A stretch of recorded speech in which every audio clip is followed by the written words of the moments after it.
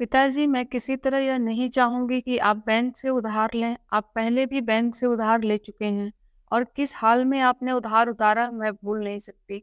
अब मेरी शादी के लिए आप बैंक से लाखों का कर्जा ना लें।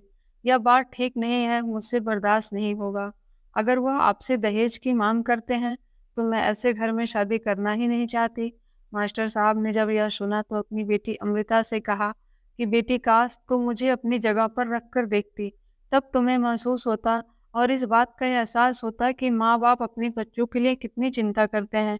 दूल्हे की माँ ने जो माँग की है, वह मेरी समझ से ठीक नहीं है, लेकिन मेरे लिहाज से लड़का बहुत अच्छा है। ऐसा रिश्ता बार-बार नहीं मिलने वाला। इस पर उसने अपने पिताजी से कहा, पिताजी, मैं तो उस लड़के के बारे में जानती तक नहीं, जिसके साथ आपने मेरा रिश्ता तय करने जा रहे हैं। इस पर मास्टर साहब मुस्कुराए और कहा, बेटी, क्या तुम्हें अपने पिता पर यकीन नहीं? मुझ पर भरोसा रखो, मैं कभी अपनी बेटी का बुरा नहीं चाहूँगा। सुनील के बारे में मैंने लोगों से मालूम किया है, वह एक बैंक में जॉब करता है, अच्छे लड़कों में उठता बैठता है, भगवान की भक्ति से जुड़ा हुआ है, कभी किसी से कोई लड़ाई झगड़ा नहीं किया, उसका ट्रैक रिकॉर्ड बहुत अच्छा है। अमृता ने अपने पिता से कहा कि अगर वह इतना अच्छा है तो अपनी माँ को क्यों नहीं रोकता है, क्यों नहीं कहता है दहेज उनसे मत लें, बल्कि आप किसी चीज़ की डिमांड ना करें। उसका बाप अपनी बेटी को जैसे भी विदा करे, वह हमें स्वीकार है। मास्टर साहब ने सर झुकाकर कहा कि बेटी, दहेज एक ऐसा अभिशाप बन चुका है जिससे हम पीछा नहीं छुड़ा सकते। हाँ, अगर सारा समाज मिलकर इस अभिशाप के खिलाफ आवाज़ उठाए और हर इंसान इसका विरोध करे, तो हो सकता है इसका खात्मा हो जाए, लेकिन कोई भी ऐसा नहीं करना चाहता। सुबह-सुबह मास्टर साहब ज़रूरी कागज़ात लेकर बैंक की तरफ गए। उन्हें रिटायर हुए 2 साल हो चुका था। जो भी फंड उन्हें मिलता था, वह सब मकान बनवाने और पत्नी के इलाज में खत्म हो चुका था। बीमारी इतनी ज़्यादा थी कि फंड के अलावा उन्हें बैंक से भी 3 लाख का कर्जा लेना पड़ा था। मगर यह सारा किस्मत का खेल है। इतने सारे पैसे खर्च करने के बावजूद उनकी पत्नी ठीक ना हो पाई और इस दुनिया से चल बसी। मास्टर साहब अपनी पत्नी को बहुत प्यार करते थे। वो 2 साल के समय में काफ़ी बदल चुके थे। पहले तो वो अक्सर ही दोस्तों की पार्टी में जाया करते थे। इंसान बड़े अच्छे थे, खुद ही खुश रहते थे और बाकियों को भी खुश रखते थे। पूरा मोहल्ला मास्टर साहब से बेहद प्यार करता था, मगर पत्नी के जाने के बाद वह काफ़ी बदल चुके थे। वह अकेलापन पसंद करने लगे थे। अक्सर वह पूजा आरती के लिए मंदिर जाया करते। इसके अलावा वो अपना सारा समय घर में ही गुजारते, घर से बाहर ना निकलते। उनके दोस्तों ने उनसे शिकायत की, मगर उनकी रूटीन में कोई फ़र्क ना आया। वो अपने दोस्तों से यही कहते थे कि मेरी जवान बेटी घर में अकेली होती है, इसलिए मेरा दिल नहीं करता मैं बाहर जाऊँ। पत्नी के बाद तो अपनी बेटी अमृता के लिए काफ़ी चिंतित थे। पिछले कई वर्षों से वह अपनी बेटी के लिए एक अच्छा रिश्ता ढूंढ रहे थे, लेकिन कोई अच्छा रिश्ता मिल ही नहीं रहा था। बड़ी मुश्किल से एक घर का रिश्ता मिला, लेकिन लड़के की माँ ने दहेज की मांग रख दी। कुछ पैसे तो मास्टर साहब ने जमा कर रखे थे, लेकिन फिर भी वह कम पड़ रहे थे, इसलिए उन्हें बैंक से 5 लाख का लोन लेना पड़ा। अमृता इस लोन से बिल्कुल खुश नहीं थी, मगर मास्टर साहब ने उसे समझा लिया था। सुबह सुबह मास्टर साहब बैंक के लिए निकले। सुबह 11 बजे वह बैंक पहुंचे, फिर कागजी कार्यवाही के बाद उन्हें बैंक से 5 लाख का लोन मिल गया। एक थैले में पैसे डाले और वापस आने पर एक ऐसी घटना हुई जिससे मास्टर साहब की ज़िंदगी बदल दी। उन्हें इस बात का बिल्कुल उम्मीद नहीं थी। वीरान सड़क पर 2 मोटरसाइकिल सवार डाकुओं ने उनका पीछा किया और मास्टर साहब से पैसों का थैला लेकर भाग गए। वह ज़मीन पर बैठ गए। उनकी आंखों के सामने उनकी दुनिया लुट चुकी थी। इतना सारा पैसा वह अपनी ज़िंदगी में दोबारा जमा नहीं कर सकते थे। सड़क के किनारे ही मास्टर साहब को दिल का दौरा पड़ा और वहाँ एक रिक्शे वाले ने जब सड़क के किनारे किसी को बेहोशी की हालत में लेटे हुए देखा, उसे अपने रिक्शे में डाला और अस्पताल ले गया। रिक्शे वाले को नहीं पता था कि यह आदमी कौन है। उसे मास्टर साहब की पॉकेट में आईडी कार्ड होने की वजह से मालूम हुआ कि यह कहाँ के हैं। मास्टर साहब के मोबाइल में सेव नंबरों पर कॉल करना शुरू किया और इसी तरह अमृता को कॉल की गई। आपके पिताजी सरकारी अस्पताल में भर्ती हैं, इन्हें हार्ट अटैक आया है। अमृता सुनकर बहुत परेशान हुई। वह बार-बार सोच रही थी कि ऐसा कैसे हो सकता है कि उसके पिता को हार्ट अटैक हुआ हो। कितनी खुशी-खुशी वह सुबह घर से निकले थे। अचानक ऐसा क्या हुआ? अमृता यह नहीं जानती थी कि चोर उनके पैसे लेकर भाग गए हैं। वह परेशानी की हालत में अस्पताल के अंदर गई, तो रिक्शे वाले ने उन्हें बताया कि आपके पिताजी सड़क के किनारे बेहोशी की हालत में पड़े थे। उसने रिक्शे वाले का धन्यवाद किया। फिर उसके बाद डॉक्टर ने अमृता को बताया कि कुछ दिन आपके पिताजी इधर अस्पताल में ही रहेंगे। अब यह हमारी मजबूरी है। वह क्रिटिकल कंडीशन में है। अमृता अपने पिताजी के लिए बहुत परेशान थी। वह अकेली थी। दूसरी तरफ जिन 2 चोरों ने उसके बाप को लूटा था और पैसे छीनकर भाग गए थे, उनमें से एक का नाम मनोज था और यह उसकी ज़िंदगी का पहला डाका था। उसको भी अपनी माँ की वजह से डाका डालना पड़ा, क्योंकि उसकी माँ अस्पताल में भर्ती थी और डॉक्टर ने उन्हें ऑपरेशन बताया था। पैसा ना होने की वजह से बहुत परेशान था। अपनी माँ के प्यार में मजबूर होकर उसने एक कदम उठाया। मनोज का बाप नशे का आदी था। सारी ज़िंदगी नशा करके उसने गुजार दी। नशा पूरी करने के लिए वह किसी भी हद तक जा सकता था। पहले तो जो प्रॉपर्टी थी उसको बेच दिया। उसके बाद नशा पूरी करने के लिए उसने अपनी पत्नी के गहने भी बेच दिए। अपने पिता की करतूतों को देखकर मनोज ने पढ़ाई-लिखाई छोड़ दी। हालांकि पढ़ना लिखना उसका शौक था। वो अपनी माँ के लिए बहुत परेशान था। अगर वो अपने पिता को समझाने की कोशिश करता तो उसका बाप उस पर काफ़ी अत्याचार करता, उसे मारता-पीटता। एक समय ऐसा भी आया जब मनोज के पिता को नशा पूरी करने के लिए घर के बर्तन भी बेचने पड़े और उसके बाद पत्नी और बच्चों के कपड़े भी बेचने लगा। इन हालात में मनोज की माँ सोचने लगी कि क्या किया जाए, कैसे अपने पति की हरकतों से वह बचे।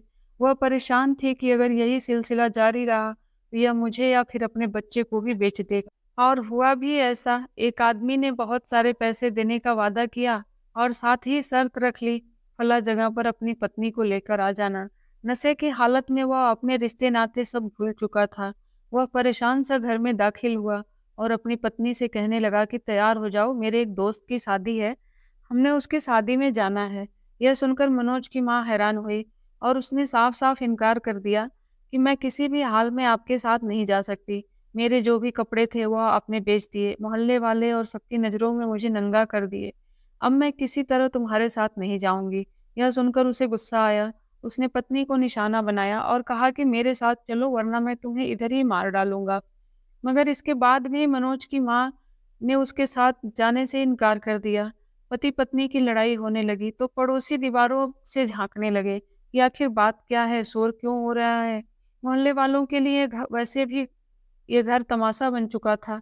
सब यही चाहते थे कि यह परिवार यहाँ से चला जाए, लेकिन साथ ही साथ वह उनके लड़ाई झगड़े को काफ़ी हद तक एंजॉय भी कर रहे थे। हमारे समाज का एक चेहरा ये भी है कि हम लोग लड़ाई झगड़े ज़्यादा एंजॉय करते हैं और इनको सेटल करने की कोशिश बिल्कुल भी नहीं करते हैं। मनोज जब घर में अंदर घुसा तो उसने देखा कि उसका बाप उसकी माँ को बालों से पकड़कर घसीट रहा था। वह अपनी माँ को इस हालत में भला कैसे देख सकता था।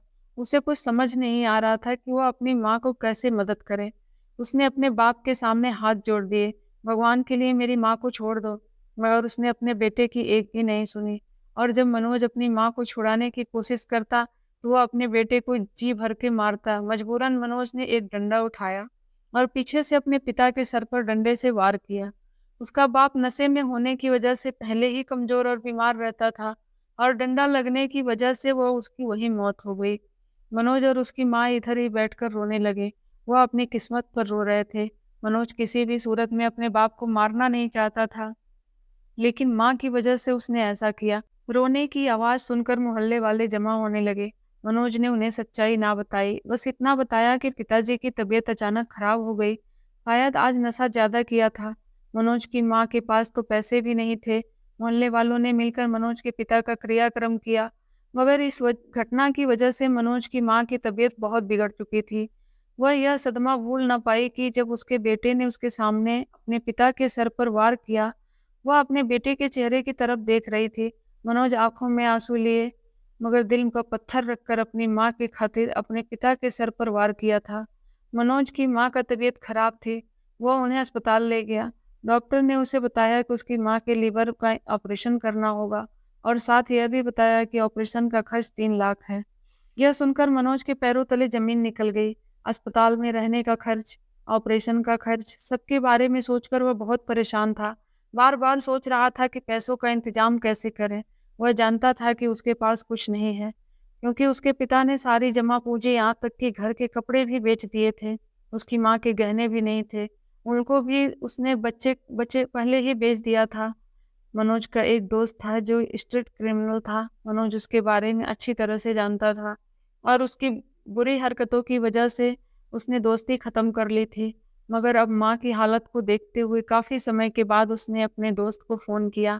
अजय ने उससे सब पूछा, सब ठीक तो है? आज इतने समय बाद मेरी याद कैसे आई? तुमने तो मुझसे हर संबंध और बातचीत खत्म कर ली थी। तुमने यह भी कहा था कि मर कर भी तुझसे मैं बात नहीं करेंगे। तो आज ऐसी कौन-सी मजबूरी आई? मनोज ने उदासी से कहा कि समय इंसान को कभी-कभी ऐसे हालात पर लाता है, ऐसे मोड़ पर ले आता है कि वह अपने सारे असूल भूल जाता है। मैंने तुमसे वादा ज़रूर किया था, आइंदा तुमसे बात नहीं करूँगा, कोई संबंध नहीं रखूँगा। तुम मेरे लिए मर गए थे, लेकिन आज माँ की वजह से मैं मजबूर हुआ हूँ। मेरी माँ अस्पताल में भर्ती है। डॉक्टर ने उसका ऑपरेशन बताया है। मेरे पास पैसे नहीं हैं। तुम्हारी ज़रूरत है। अगर हो सके तो मेरी मदद करो। अगर तुम्हारे पास पैसे हों तो मुझे उधार दे दो। मैं जैसे-तैसे करके तुम्हारे पैसे वापस लौटा दूँगा। अजय ने जब यह सुना तो मुस्कुराने लगा। कहा, मैं कोई बिज़नेसमैन तो हूँ नहीं जो मेरे पास पैसे रखे हों। मैं तो एक क्रिमिनल हूँ जो छोटे-मोटे क्राइम करके या सड़क से लोगों के मोबाइल और पैसे छीनता हूँ। और तुम्हारी मदद करने के लिए मुझे कुछ ऐसा ही करना पड़ेगा। मनोज ने कहा कि जैसा भी करो, लेकिन मुझे 3 लाख रुपए चाहिए। 2 दिन के अंदर मुझे पैसे चाहिए। अजय ने कहा कि पैसों का बंदोबस्त हो सकता है, लेकिन तुम्हें भी मेहनत करनी पड़ेगी। मनोज ने उससे पूछा कि कैसी मेहनत? अजय ने कहा कि इस क्राइम में तुम मेरा साथ दोगे। हमें बैंक के बाहर खड़ा होना पड़ेगा। बैंक से कोई ना कोई कस्टमर जरूर निकलेगा जिसके पास काफ़ी नकदी पैसे होंगे। हमें बस अच्छे मौके पर ऐसे कस्टमर का इंतज़ार करना होगा। माँ की खातिर मनोज इस बात के लिए तैयार हो गया। वो दोनों बैंक के साथ वाले होटल में चाय पीने के लिए बैठ गए। वह इंतज़ार में थे कि कोई कस्टमर बैंक से बाहर आए और उससे पैसे छीनकर भाग जाएँ। काफ़ी देर वो होटल में बैठे रहे और उनकी नज़रें बैंक के दरवाजे पर थीं। यह दोपहर का समय था जब उन्होंने देखा कि एक बूढ़ा इंसान पैसों का थैला लेकर बैंक से बाहर आ रहा है। यह मास्टर साहब थे जो अपनी बेटी के दहेज के लिए बैंक से लोन लेकर घर वापस आ रहे थे। उन्होंने एक बाइक पर मास्टर साहब का पीछा करना शुरू किया। वीरान सड़क के किनारे मास्टर को रोका और फिर उनसे बैग लेकर भाग गए। फिर एक वीरान खंडहर में जाकर उन्होंने बैग खोला तो हैरान हुए क्योंकि इसमें पूरे 5 लाख थे। मनोज ने 5 लाख में से 3 लाख निकाले और अपने दोस्त का शुक्रिया अदा करते हुए अस्पताल की तरफ भागा। उसने डॉक्टर को 3 लाख दिए और कहा कि उसकी माँ का ऑपरेशन शुरू किया जाए। अभी मनोज अस्पताल में ही था कि उसने ऐसा दृश्य देखा कि उसे अपनी आंखों पर यकीन न हो रहा था। उसने देखा कि एक रिक्शे वाला मास्टर साहब को स्ट्रेचर पर लेकर आ रहा है। मास्टर साहब के चेहरे को अच्छी तरह पहचान रहा था। वह इस चेहरे को कैसे भूल सकता था? जब उसने मास्टर साहब से पैसे छीने तो मास्टर साहब रोने लगे थे। उनका रोता चेहरा देखकर उसके दिल में आया कि यह बैग उन्हें वापस दे दी जाए, क्योंकि मनोज को वो आदमी बहुत मजबूर लगा था। मगर अचानक उसके दिल में ख्याल आया था कि अगर मैंने यह बैग उसे वापस कर दिया तो मेरी माँ का क्या होगा। अचानक मास्टर साहब को अपनी आंखों के सामने यह हाल देखकर उसे अफसोस होने लगा, मगर वह चाहते हुए भी मास्टर जी की मदद नहीं कर सकता था। थोड़ी देर बाद एक लड़की रोते हुए अस्पताल में आई तो रिक्शे वाले ने अमृता को बताया कि उसके पिताजी की तबीयत अचानक खराब हो गई थी। उन्हें हार्ट अटैक आया था। सड़क के किनारे बेहोशी की हालत में पड़े थे और मैं इन्हें अस्पताल लाया हूँ। अमृता ने उसका धन्यवाद किया। मनोज अमृता को रोता देखकर दिल में शर्मिंदा हो रहा था, क्योंकि अमृता और मास्टर की इस हालात का जिम्मेदार वो खुद ही था। उसकी अंतरात्मा उसे धिक्कार रही थी। अपनी माँ को बचाने के लिए उसने किसी दूसरे इंसान का घर उजाड़ दिया। मास्टर साहब के दिल का ऑपरेशन शुरू हुआ। दूसरी तरफ मनोज की माँ का ऑपरेशन शुरू हो रहा था। दोनों ऑपरेशन थिएटर के बाहर एक दूसरे के सामने बैठे थे। मनोज अमृता को जानता था, लेकिन वह नहीं जानती थी कि उसके सामने जो आदमी बैठा है, उसके पिता की इस हालत का जिम्मेदार वही है, जिसकी वजह से उसका बाप जिंदगी और मौत के बीच जूझ रहा है। थोड़ी देर बाद डॉक्टर ऑपरेशन थिएटर से बाहर आया। अमृता और मनोज दोनों डॉक्टर साहब की तरफ भागे।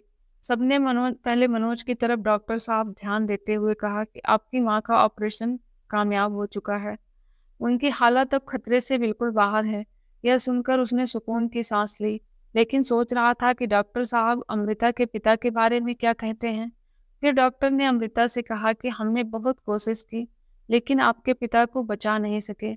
अमृता फर्श पर बैठ गई, दहाड़े मार मार कर रोने लगी। उसकी हालत बहुत खराब हो रही थी।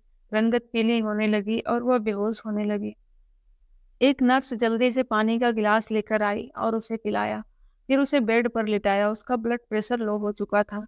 मनोज खिड़की से सारा दृश्य अपनी आंखों से देख रहा था। उसके चेहरे को देखकर वह उसे अपने आप से घृणा हो रही थी।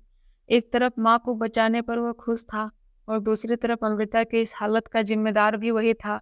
वो सोच रहा था कि काश वो पैसों के लिए इतनी गिरी हरकत ना करता। वो यह भी सोच रहा था कि काश वो किसी करप्ट नेता को लूट लेता या फिर ऐसे सरकारी अफसर को लूटता जो रिश्वत लेता हो। मगर उसने लूटा भी तो एक मजबूर आदमी को, जो बेटी की शादी के लिए पैसे जमा कर रहा था। अमृता की तबीयत कुछ संभली तो उसने अपने पिता के क्रियाक्रम के बारे में सोचा। मास्टर साहब की डेड बॉडी उनके घर लाई गई। मोहल्ले वालों ने मिलकर मास्टर साहब की अंतिम यात्रा की व्यवस्था की।